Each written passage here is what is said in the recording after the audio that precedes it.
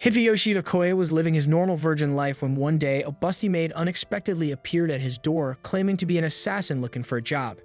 As she approached the Okoye residence, Hideyoshi was still asleep in his messy room, oblivious to the world. However, the doorbell woke him up and sluggishly he made his way downstairs, checking the entry camera to see who it was. Outside stood a beautiful woman, apologizing for the intrusion and expressing her desire to be hired as the household's maid. Still half asleep, Hideyoshi invited her in, apologizing for the untidy state of his home and explaining that his parents were away. As he made his way to the kitchen to grab a drink, it suddenly dawned on him that he had just let a complete stranger into his house without thinking.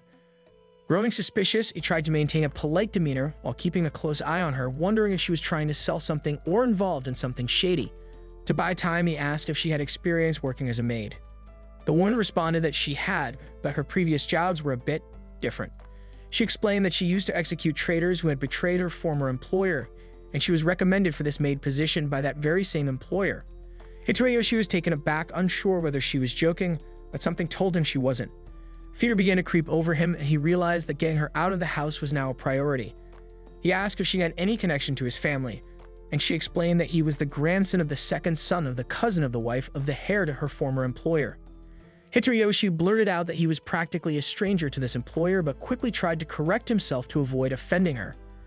In an attempt to steer the conversation elsewhere, he asked what kind of executions she specialized in. Without hesitation, she took him outside and demonstrated her skills by throwing sharp projectiles at a nearby tree.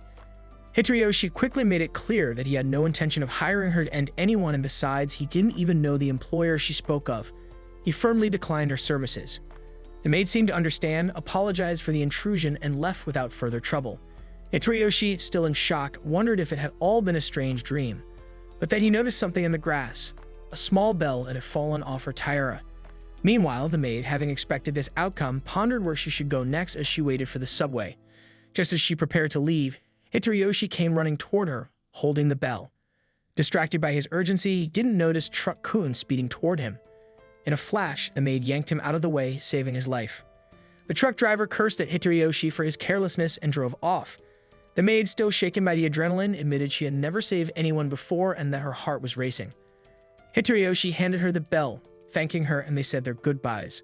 However, just as they were about to part ways, Hideyoshi changed his mind. He blurted out that he actually was looking for a maid and she could work at his house after all. They returned to the Okoye residence, where the maid spread an array of blades on the table, explaining that knives were likely humanity's first tools and, though simple, could be deadly in the right hands. Hideyoshi interrupted, stating that what he needed was help cleaning, not with weapons. The maid, thinking this was some sort of code, asked who needed to be cleaned up. Hideyoshi pointed at the bags of trash in his room, hoping it would be self-explanatory.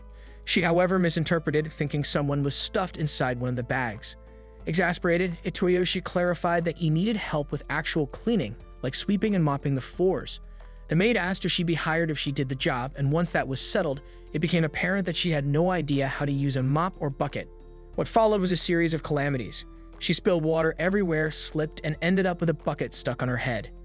Hideyoshi, seeing the disaster unfold, removed the bucket from her head and apologized, saying it was his fault for asking her to do something she wasn't used to. He then offered to help her clean together. By late afternoon, the house was spotless, and the two shared a moment of relief. Hideyoshi thanked the maid, who looked awkward, clearly not used to receiving praise. He realized it was getting late and neither of them had eaten, having been so focused on cleaning. He asked if she could cook, but her silence answered that question. Reassuring her, he told her he had the perfect meal in mind and suggested she take a bath while he prepared it. In the bathroom, the maid reflected on how strange it felt to be thanked for her work. Meanwhile, Hideyoshi, back in the living room, pondered the oddity of his summer vacation. With his parents away, he had somehow ended up with an assassin maid who couldn't clean or cook, but he was also concerned about another possibility. What if she walked out of the bathroom wearing just a towel? However, when she emerged from the bathroom, she was fully dressed, shattering his expectations. She promptly began chopping cabbage for dinner, one thing she was skilled at. She had always eaten simply to survive, never for taste or presentation. Hideyoshi, moved by her admission, assured her that the tonkatsu was special. It came from the Katsuda couple, who had been making the best food in the region for over 60 years, all at a very reasonable price. There were even rumors that famous people would disguise themselves just to get a taste of the legendary tonkatsu. Despite Hideyoshi's convincing pitch, the maid remained unimpressed, showing little to no excitement, which left him feeling slightly frustrated. But, accepting that this was just her way, he decided to let the food speak for itself. Seizing the moment, Hitoyoshi asked for her name. She responded that she didn't have one, explaining that her employers had always called her whatever they wished, so he was free to do the same. Not particularly skilled at coming up with names, Hitoyoshi decided to stick with calling her maid. Though she had never cared about what people called her before, for some reason, this time felt different. When they finally began eating, Hitoyoshi eagerly waited for her reaction. After taking a bite, the maid mused that, as usual, she couldn't tell if the food was good or bad, as taste wasn't something she paid attention to.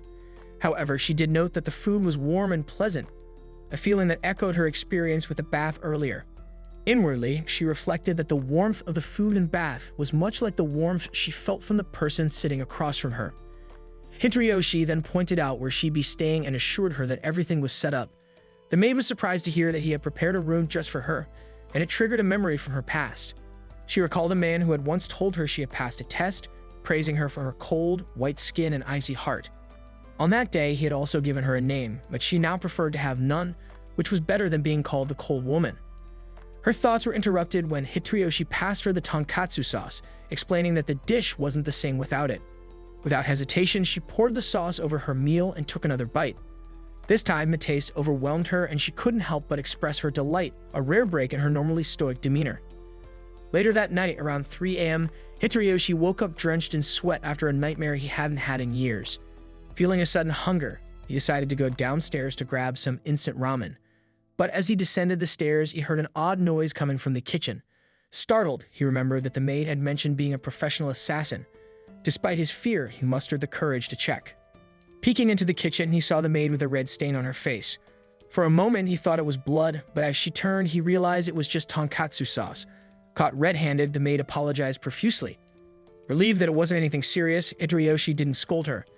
Not wanting her to limit her experience to just the tonkatsu, Hitoyoshi whipped up an impromptu fondue with the sauce since there wasn't much else to make it fancy. But all the maid really wanted was more of the sauce, and that's exactly what she indulged in. After the meal, she asked if Hitoyoshi had a nightmare, having overheard him moaning in his room. Worried he might be dangerous like her, she admitted to entering his room and found him calling out for his mother repeatedly. The maid also shared that she had a dream of her own, where she spoke to the tonkatsu sauce, which claimed it was endless and no matter how much she tried, it would never run out. At least it was a change from her usual bad dreams.